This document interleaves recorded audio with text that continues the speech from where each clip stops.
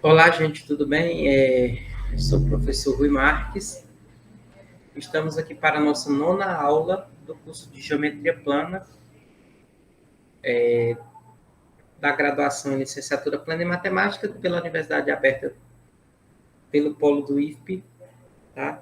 E nós vamos trabalhar hoje uma parte que muita gente não vê nos cursos, tá? E algumas demonstrações que estão presentes para essa aula de hoje, nós omitiremos, tá? A fim de focar no resultado, simplesmente no resultado, algumas demonstrações que eu acho que focar nelas não nos agregaria muita coisa, tá? Então, se você tiver dúvida em alguma demonstração que eu não postei no material didático que eu estou atualizando toda semana, caso não tenha lá, você pode procurar nas referências que certamente você vai encontrar esses resultados todos feitos, tá? Então, antes de olhar para esses ângulos nas circunferências, nós temos que pensar o que são duas circunferências congruentes, que até então nós não falamos, tá?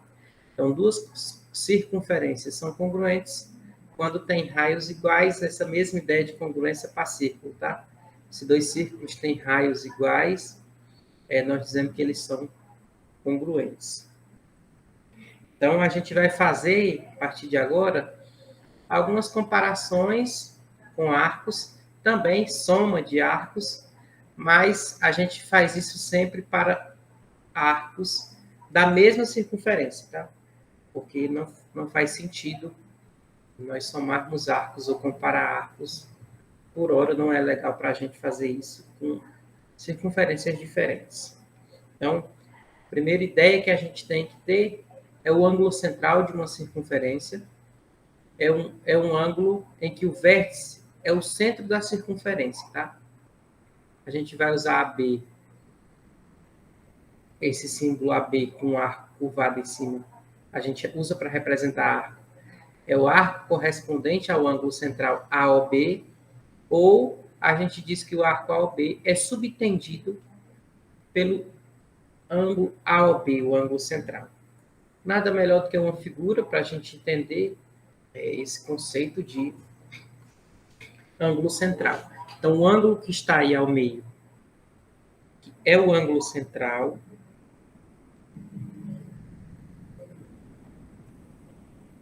Tá? E esse arco que está em vermelho é o arco subtendido, tá? Esse aqui é o arco subtendido. Então, o arco e o ângulo, quando você define um ângulo, você subentende um arco e vice-versa, tá, gente? Então, quando nós trabalhamos na circunferência unitária, nós dizemos que a medida desse arco corresponde à medida do ângulo central.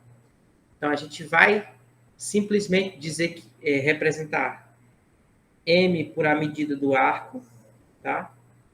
Ou simplesmente o arco AB, e a gente vai dizer, a grosso modo, que a OB é igual ao arco AB, tá? Está dentro dessa caixinha. Para simplificar a notação de medida, e fica subentendido que a gente está trabalhando na circunferência unitária, tá? Nós dizemos que dois arcos AB e CD de uma circunferência de centro O são congruentes se e somente se os ângulos centrais são congruentes, tá? Então, se esses dois ângulos aqui forem congruentes, a gente diz que os arcos são congruentes. E vice-versa, se os arcos são congruentes, nós dizemos que os ângulos centrais são congruentes, tá?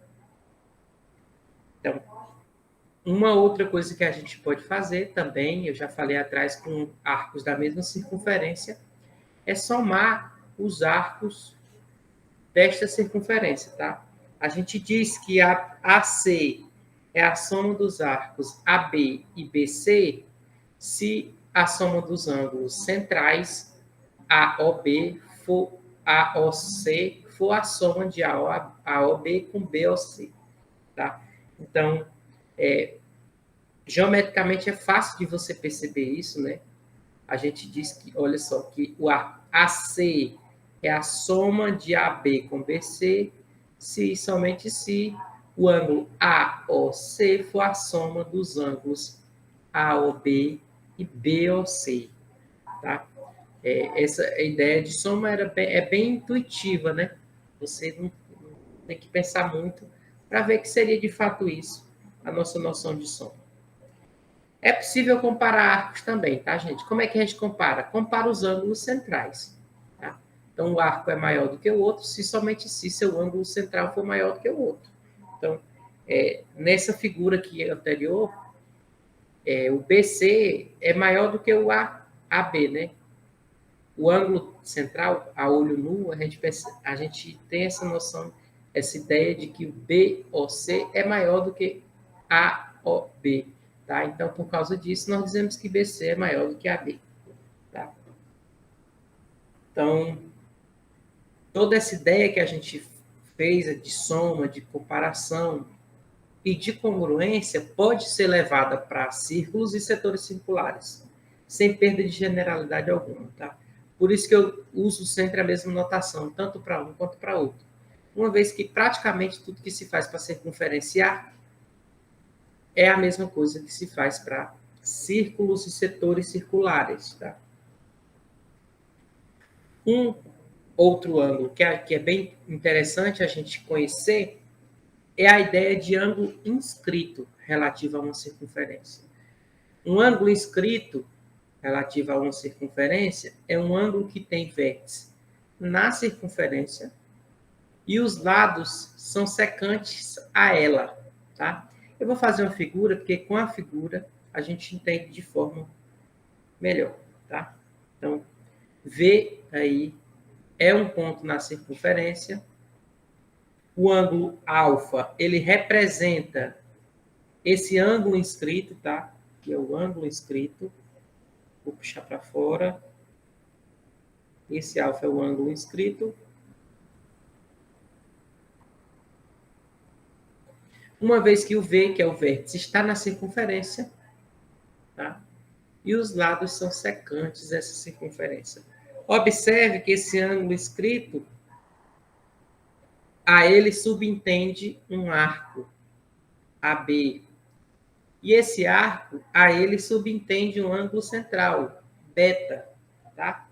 Então, se a gente olhar, o AVB é o ângulo inscrito, AB é um arco correspondente ao ângulo inscrito, está aí a figura.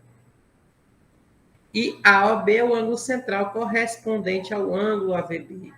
Então, todo ângulo inscrito, ele nos dá de presente um arco, e esse arco nos dá de presente um ângulo central. Então, observe que na figura a gente ganha dois ângulos de presente. Então, é possível relacionar esses dois ângulos. Então, a proposição seguinte diz isso. Se você tem AVB, um ângulo inscrito de medida alfa, e AOB, o ângulo central correspondente, tá, a esse ângulo inscrito de medida beta, então a gente diz que alfa é beta sobre 2 ou simplesmente dizemos que alfa é esse arco AB sobre 2. Tá? Esse fato eu não vou demonstrar, tá? Mas se você tiver curiosidade, você pode procurar nas nossas referências, que você vai encontrar com êxito. Tá? Como consequência desse resultado, nós temos o seguinte, que todo ângulo reto inscrito subtende uma semicircunferência. Ora, a figura é bem explicativa, né? Você tem um ângulo reto inscrito, esse ângulo reto tem que ser a metade do ângulo central, o ângulo central tem que ser 180, o arco também tem que ser 180. Então, é uma consequência bem direta. Mais direta ainda é essa, não tão direto, né, na verdade, mas uma consequência um pouco mais forte, é que se um triângulo inscrito numa semicircunferência tem lado igual ao diâmetro, então ele é retângulo. Assim, o que é que a gente ganha? Que todo ângulo reto é inscritível em uma semicircunferência e vale a recíproca. Todo ângulo inscrito numa semicircunferência com lados passando nas extremidades de um diâmetro é um ângulo reto, tá? Então, essa figura, quando a gente vê uma figura desse tipo, com um ângulo de 90 sendo inscrito numa circunferência, a gente sabe que ele está todo o triângulo está numa semicircunferência, tá? E sempre que isso acontecer, você tem um ângulo reto inscrito numa semicircunferência. Esse ângulo se você tem um triângulo inscrito numa semicircunferência, onde um dos lados é o diâmetro, esse ângulo tem que ser 90, esse triângulo é retângulo, tá? Então, na aula passada, nós falamos de quadriláteros circunscrito, tá? Lá, nós demos uma condição para que o quadrilátero fosse circunscritível, e aqui nós vamos fazer o caminho inverso. Nós vamos definir o que é um quadrilátero inscrito, tá? Agora, o quadrilátero está interno à circunferência, tá? Nós dizemos que um quadrilátero tem os vértices. Um quadrilátero que é inscritível quando ele tem os vértices na circunferência, tá? Então, a definição é a seguinte: um quadrilátero que tem os vértices em uma circunferência é um quadrilátero inscrito na circunferência. A figura, ela é bem explicativa. A gente diz que um quadrilátero está inscrito se ele tem os vértices na circunferência, tá? Existe um resultado, assim como existia lá para o caso anterior da aula passada, que o quadrilátero era circunscrito, que garante que é uma condição necessária e suficiente para que os quadriláteros sejam inscritíveis nesse caso. Lá era circunscritível, aqui vai ser inscritível, tá? O resultado diz o seguinte: uma condição necessária e suficiente para que um quadrilátero convexo seja inscritível é possuir ângulos opostos suplementares. Tá? Então, lá, só para vocês lembrarem, os lados opostos tinham que somar igualmente. Então, se você somava dois lados opostos, as somas tinham que dar igual à soma dos outros dois lados opostos. Aqui é um pouco diferente. A condição relaciona ângulos. Nós dizemos que o quadrilátero é inscritível sempre que os seus ângulos opostos forem suplementares. Tá? Um outro ângulo que também aparece no estudo é o ângulo de segmento, tá? Então, ou ângulo semi-inscrito, tá? No material eu falo que também chamamos esse ângulo de ângulo semi-inscrito. Eu prefiro usar a notação de ângulo de segmento, mas isso vai de pessoa para pessoa. Tá? Então, um ângulo de segmento relativo a uma circunferência é um ângulo que tem o vértice na circunferência, um lado é tangente e o outro lado é secante à circunferência. Tá falando assim, você não consegue imaginar, mas a figura é muito explicativa. Você tem uma reta tangente, você tem uma reta secante e o vértice está na circunferência. Então, esse ângulo alfa, tá? Esse ângulo alfa, ele é um ângulo de segmento, tá? O ângulo CAB, representado por alfa, é o ângulo de segmento. AB é o arco subentendido, tá? Novamente aqui, ó, quando você desenha, você tem um segmento AB, que é a reta secante.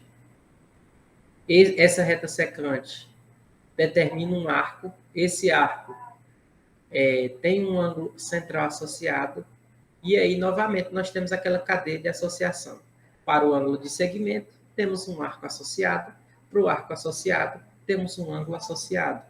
E aí, novamente, a gente quer fazer o quê? A gente quer tentar relacionar alfa com beta, tá? Novamente. Essa demonstração dessa relação não é tão difícil, tá? Uma observação é que o nome ângulo de segmento decorre por causa desse segmento circular. Para quem não lembra, esse pedaço aqui, ó, é o segmento circular, tá? Então, por causa desse segmento circular, que a gente ganha esse nome ângulo de segmento, que é o que eu mais gosto no caso. Quando dizem que o ângulo é semi-inscrito, é porque se você olhar, ó, tem um pedaço do ângulo que sai da circunferência. Tem uma parte que está inscrita, mas tem um que sai da circunferência.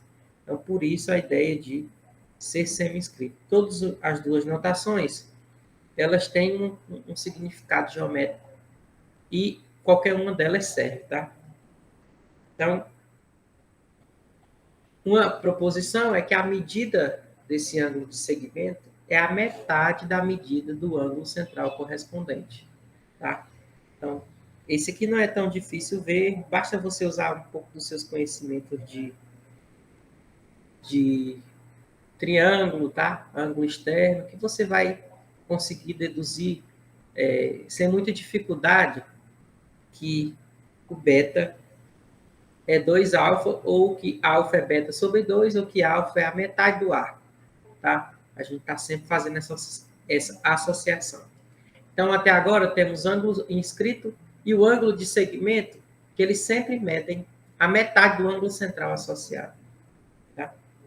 Então, agora, nós vamos conhecer a última categoria de ângulos na circunferência, que são os ângulos excêntricos. Nós temos os excêntricos interiores e os excêntricos exteriores, e nós vamos trazer em cada um dos casos possíveis. Tá? Um ângulo excêntrico interior é um ângulo formado por duas cordas que se interceptam no interior de uma circunferência, em um ponto que não é o centro. Tá? O nome excêntrico já quer dizer que não está no centro.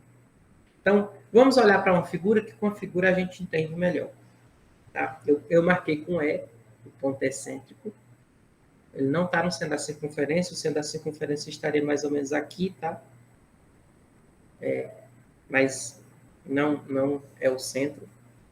Então, nós temos aqui o caso de ângulo excêntrico interior. Tá? Observe que esse é muito simples de você tentar deduzir, tá?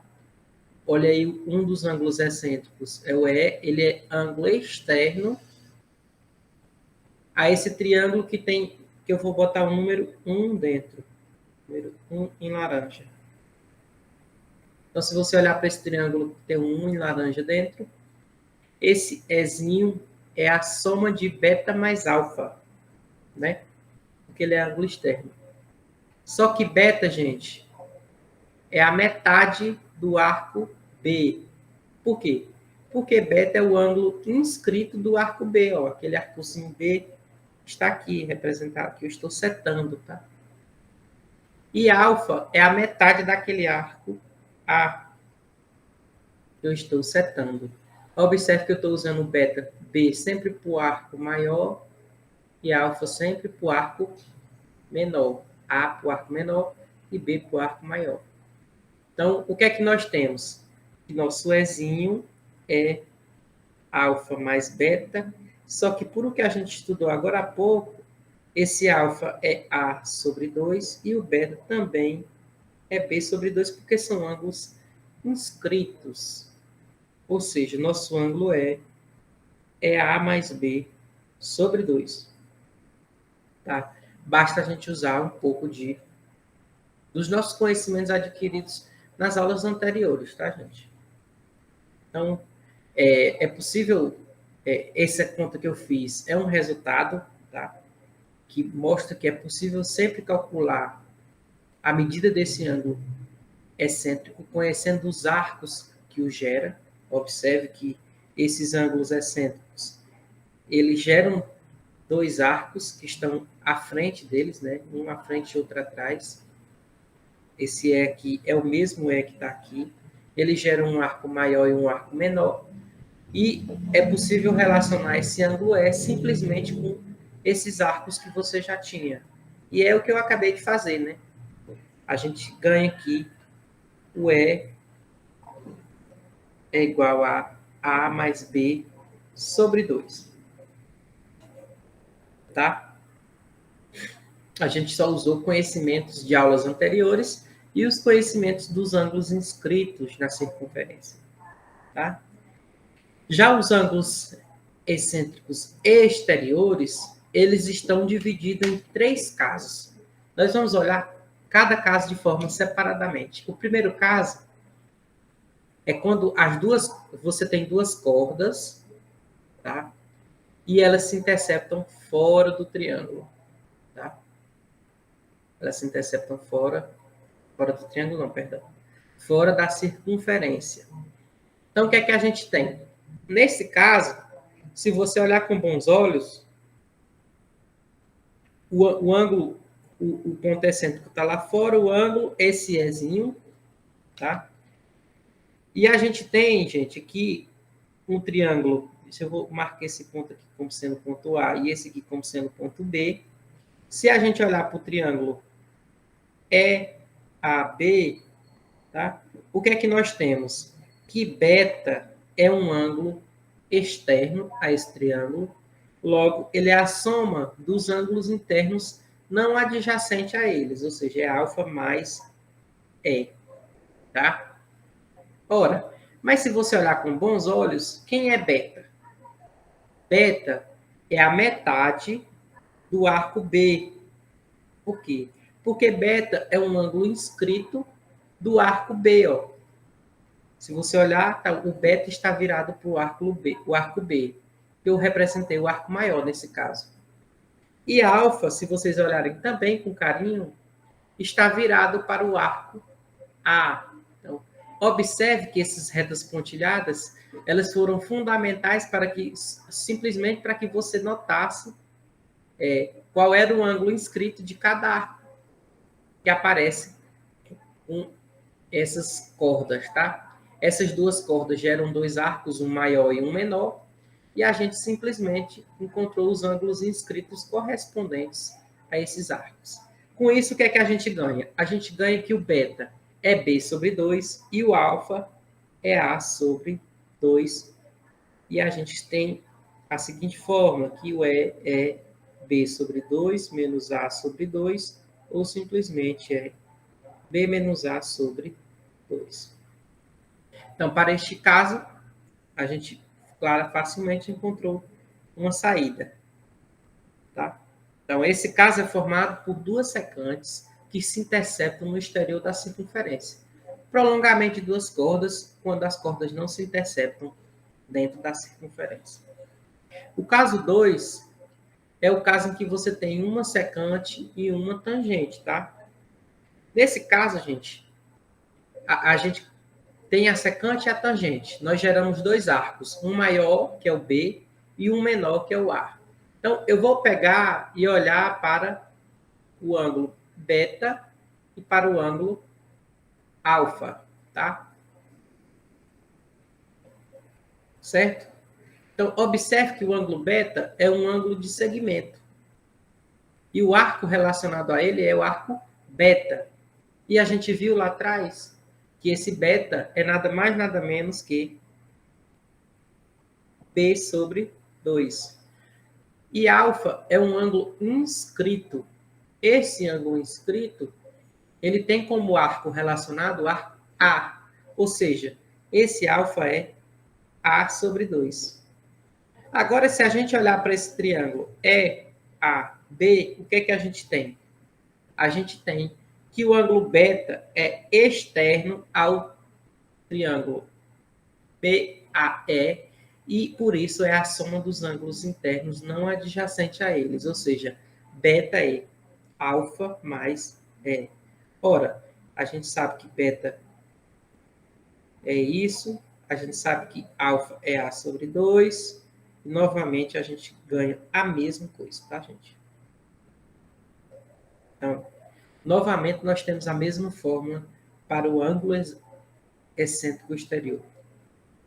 para o último caso, nós temos simplesmente, novamente, praticamente a mesma coisa. Aqui são duas retas tangentes, tá? Observe que o alfa está relacionado ao arco A, ele é o ângulo de segmento. O beta também é um ângulo de segmento relacionado ao arco B, portanto, o alfa é A sobre 2 e o beta é B sobre 2. E, novamente, nós temos o beta exterior. Se você olhar para o triângulo formado na figura. Então, de todos os casos, nós vamos ter o beta igual a alfa mais E. E, em todos os casos, o nosso beta é B sobre 2 e o nosso alfa é A sobre 2 e nós vamos ter sempre essa forma. Tá? Então, essas são as categorias de ângulos que a gente tem na circunferência. Tá? São os ângulos mais importantes.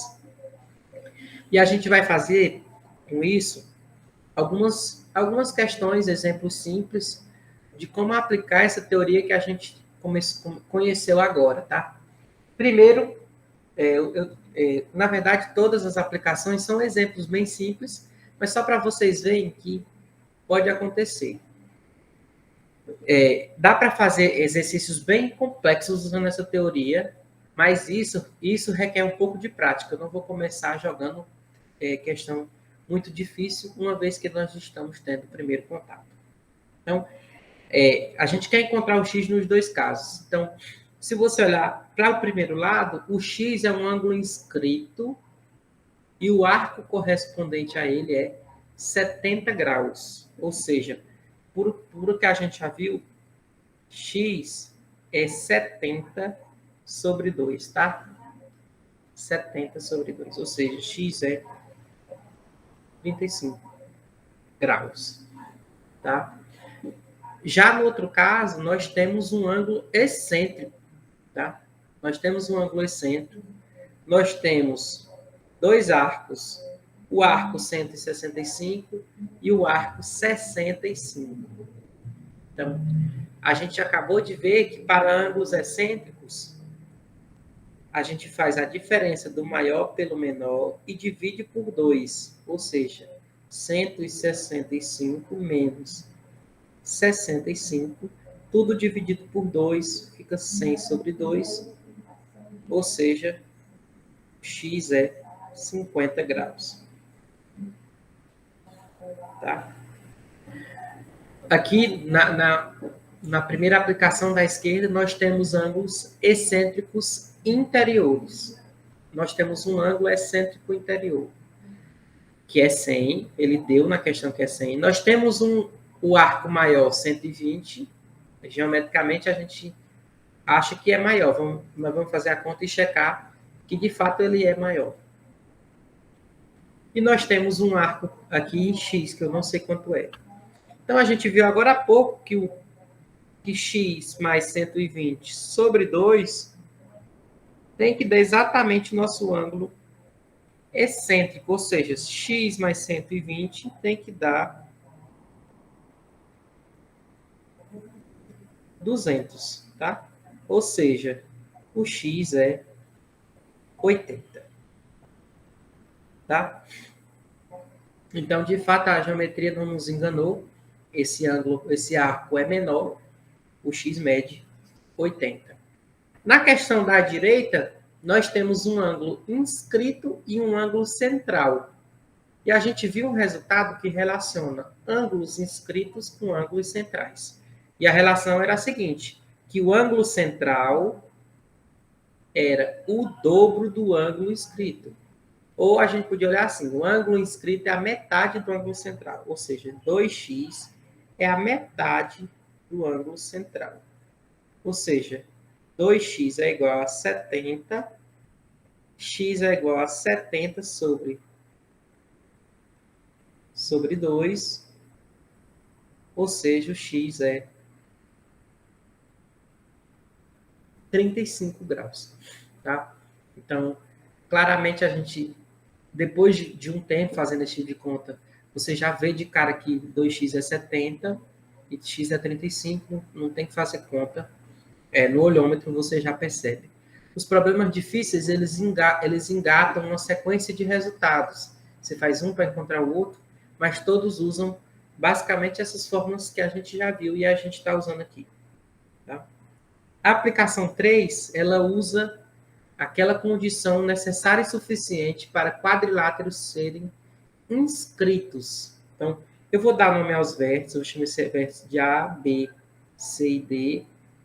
Aqui, gente, era para estar tocando, tá? Faz de conta que aqui está tocando, tá? Chama isso aqui de A, B, C e D. Então, no lado esquerdo, que é o primeiro, a condição que a gente tem é que os ângulos opostos sejam suplementares, ou seja, x mais 110 seja igual a 180, e isso só acontece se o x for 70 graus. Já aqui, nós vamos chamar esse cidadão de alfa. 150 mais alfa tem que dar 180, tá? Eu vou fazer de um jeito, mas você pode fazer de outro bem mais rápido. Ou seja, a alfa é 30. Agora você tem que reparar que x e alfa são suplementares, ou seja, x mais 30 igual a 180. Ou seja, o x é 150. Na verdade, gente, bastava você olhar aqui. Esse ângulo x é o suplemento do suplemento de 150. Ou seja, x e 150 são o mesmo. Porque eles têm o mesmo suplemento.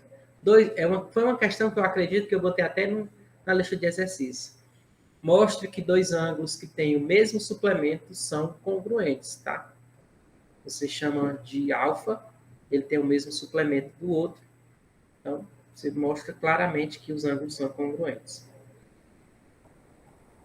E, por fim, para a gente fechar nossa aula de hoje, nós vamos olhar para esse exemplo que traz um ângulo excêntrico no terceiro caso, né? Se você tem duas retas tangentes. Nesse caso, ele deu o arco maior, né? Só deu o arco maior e pede para você encontrar o ângulo alfa. Então, gente, nesse caso que ele deu o ângulo maior, ele acabou dando o ângulo menor, o arco menor, perdão. Por quê? Porque quando você tem esse caso 3, você tem a circunferência inteira dividida em dois arcos. Eu fiz um em vermelho, vou fazer outro em verde, tá? A circunferência inteira é 360. Se você tem um arco 260, é porque o outro arco tem que medir 100, tá? E o outro arco medindo 100, você consegue usar a fórmula do ângulo excêntrico, que é quem? 260 menos 100 sobre 2, tá? Ou seja, o alfa é 160 sobre 2 e o alfa é 80 graus. Tá? Então, não tem muita dificuldade usar essas fórmulas. Observe que pode ser bastante fácil, que é o que a gente está fazendo, mas tem exercícios bem interessantes que usam essa linha de raciocínio, usando esses ângulos e todos os conhecimentos de triângulo que a gente viu até aqui. Então, o que eu preparei para hoje foi isso. Vou deixar uma lista de exercícios com vocês. Também vai valer nota. E eu espero que vocês estejam gostando do curso. Qualquer dúvida, vocês podem me mandar um e-mail. Meu e-mail é esse, rui.marques@ifpi.edu.br, ou então mandar uma mensagem lá no Moodle. Estou disponível para qualquer dúvida. Um abraço a todos e até a próxima.